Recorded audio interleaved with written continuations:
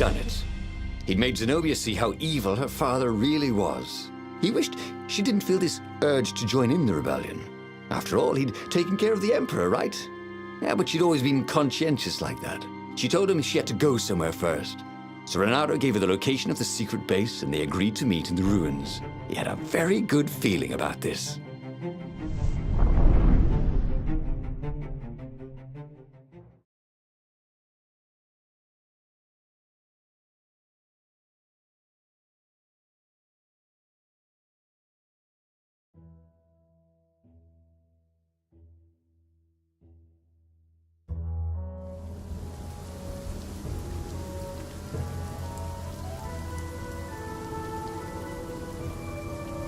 What had Zenobia gone off to do? What was more important than meeting the Rebel Council? Had he made a mistake, sending her to the ruins? No. He knew they could trust each other. He could trust her because she never broke her word. And she could trust him because she could see right through him. Well, she'd probably be there well before him. She at least didn't have to fight her way through rainstorms of ravens.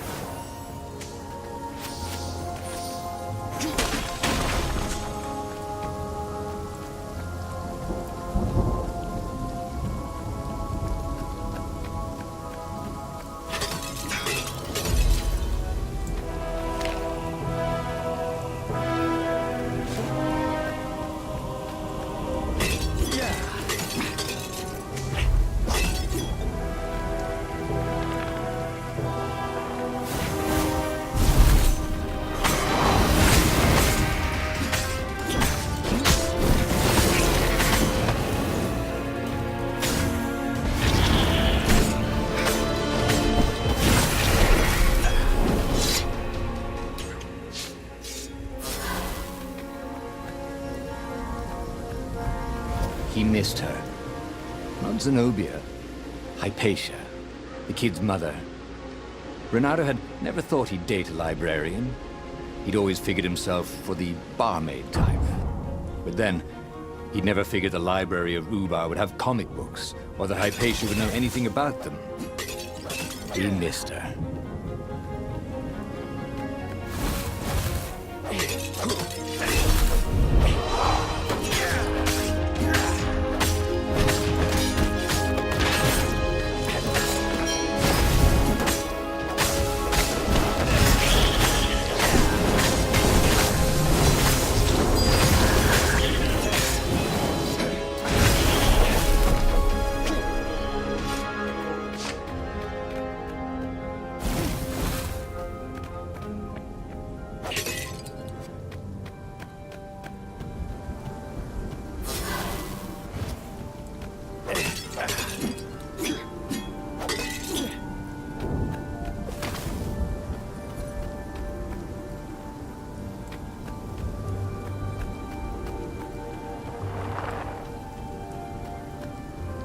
As he came around the bend, there was Lupino, unconscious on the side of the path. And Renato could smell a familiar, sweet, smoky scent. Who? Zenobia. It had to be. She never used a combat spell when she could use drowsy gas. That meant she had the Iblis Stone. What would it do to her? She hated her father now. She'd kill him for sure. The Council wouldn't mind if she killed the Emperor, but murdering her father would destroy her. He had to get to whatever ledge she was on and talk her down from it.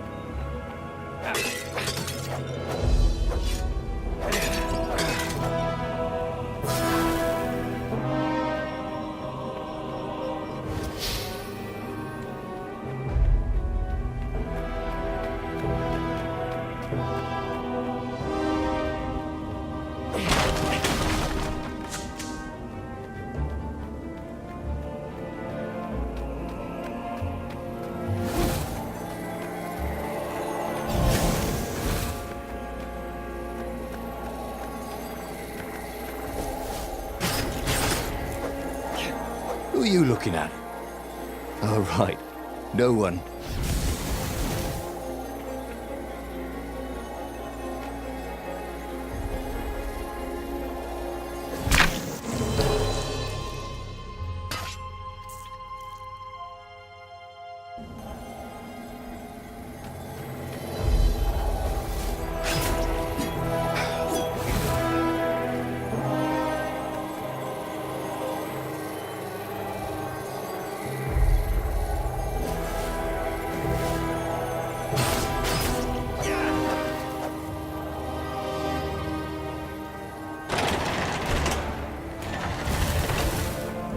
The long stairs. So he was close to the rebel base. Nothing was on fire. So far, so good.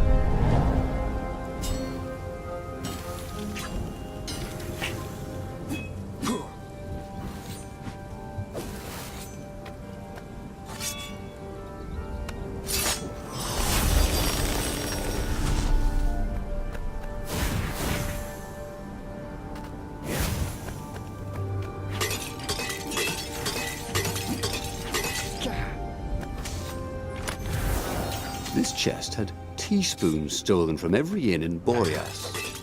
Oh, and something more useful.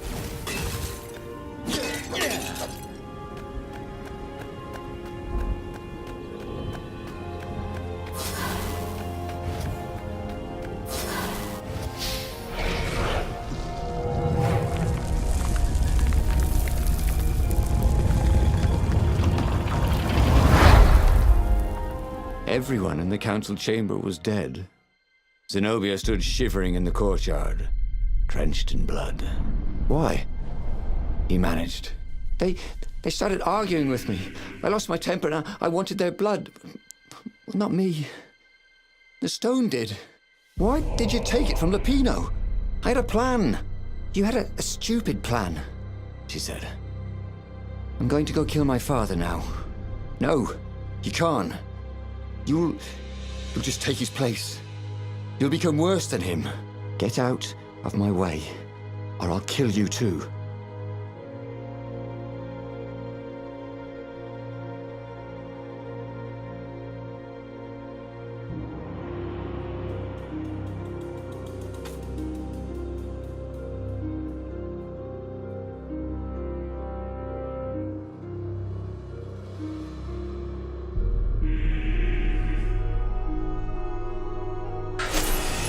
You won't kill me, he said. And I won't let you kill the Emperor. Enraged, she raised the sword. You hate him too? He could sense the Iblastone, yearning for his death. But she didn't strike. If you kill him, he'll destroy you. I know you. Shut up! She shouted, her sword trembling. I won't lose you again. Not for anything. Get away from me, he said, and he was very close. I can't lose you again. And he was in reach of her sword now. I hate him! I hate you too! I love you, he said for the very first time. And then she was weeping. He was holding her. The sword had dropped from her hand. He glanced at the Iblastone. It was no longer the black of the void. It looked like coal. No. It glowed, like a cinder. It was crackling, burning, crumbling into ashes. You've always loved me, haven't you? She said. She was weak. The stone had taken so much from her. Always, he said. She staggered as he helped her up. Let me take you away. Where? The island of Avalon. The sisters will heal you. He'll follow us. Then we need the Farfarer, the fastest ship in the Empire.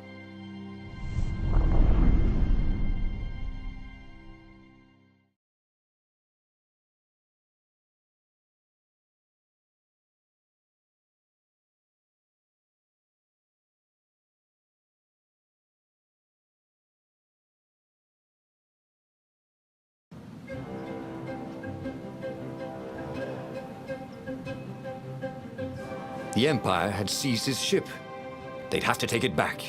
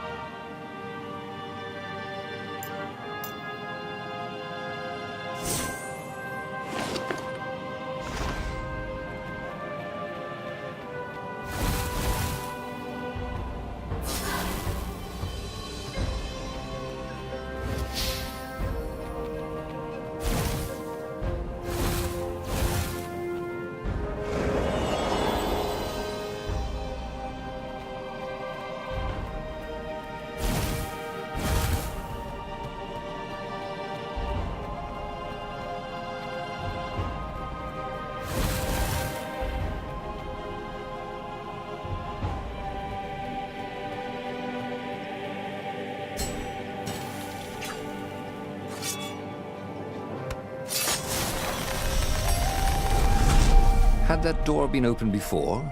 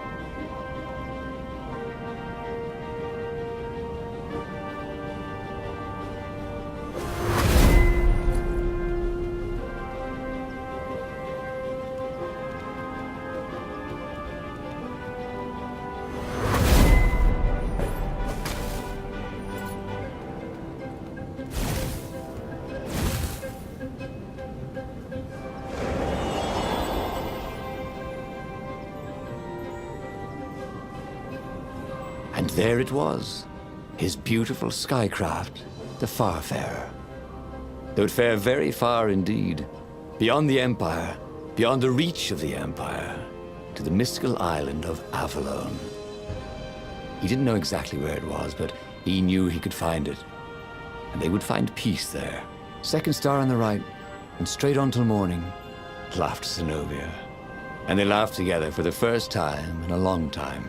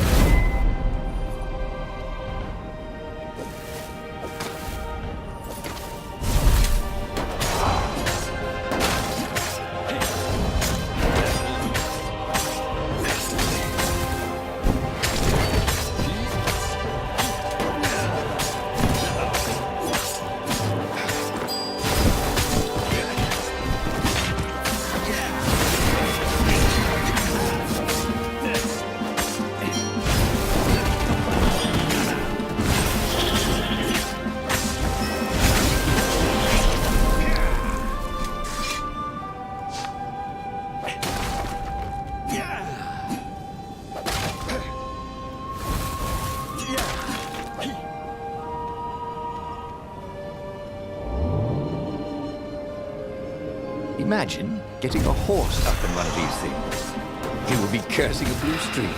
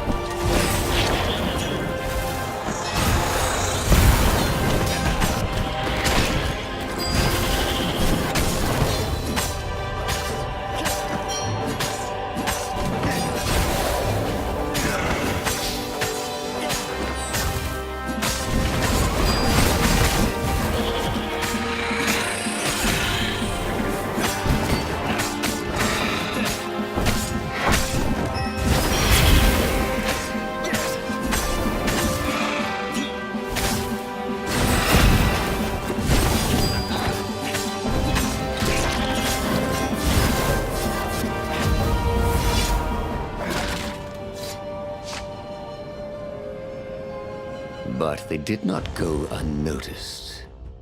Scout ships lifted off, and the long lance of the Imperial flagship. Renato turned downwind to gain speed. The Raven ships could pursue, but they couldn't close. The Farspeaker croaked, "You return her and live!" "Go sacrifice yourself," yelled Renato. "Then you won't have her either." On the flagship, the Emperor was readying some arcane weapon. It couldn't be. It was the core. A devastating beam lanced out of the flagship. Renato zigzagged wildly to keep the Farfair out of it. Now the Raven scout ships were closing the distance, and the beam was getting closer too. Then came a blinding flash, and the air was searingly hot all around him. There was a thunderous, deafening roar. He could smell burnt oak and burnt feathers and burnt flesh. But when he could hear and see again, they were alive and unhurt. And they were alone in the sky. Zenobia embraced him. They had done it. Through luck and through love, they had won the war. "Avalon, here we come," he said as he held her arms wide in the prow of the boat and let her feel its speed. "Maybe the real Avalon is wherever we're together," she said. And so, after a bit of an argument, Renato and Zenobia went to one of the two Avalons. The one shrouded in mists, or the one in their hearts. But which one they went to, I'll never tell. He'd done it. He'd forged his own destiny. Well, he hadn't actually done it, but he knew what he would do. Renato smiled at the book. He practically wanted to kiss it. The kid's sacrifice hadn't been in vain. He'd saved the book and saved the world. Renato owed him and his mother so much. Renato lowered the mainsail and let the Farfarer shoot forward in the breeze. Second star to the right, and straight on till morning. This time, he would win.